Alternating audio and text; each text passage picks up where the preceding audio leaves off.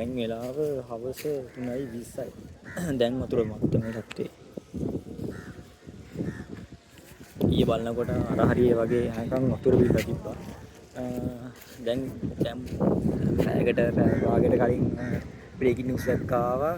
මේ උඩහට වහින්න ඉඳලා කියන්නේ අද ගම් වතුරක් එනවා කියලා.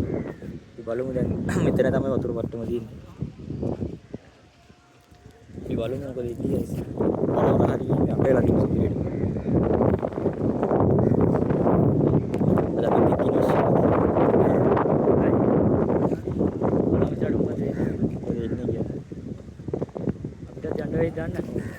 එතන තමයි මේ කට්ටිය නතර කරලා තියෙන්නේ. කියන්නේ අර හේගේ බල්දින කට්ටිය ඇවිල්ලා දැන්ට ඉන්නේ. ලොකු බලමු අපි මැෂින් පාව උඩට දාලා තින්නේ දැන් වතුර එන ඉන්න. අපි වැඩ කරන තැන.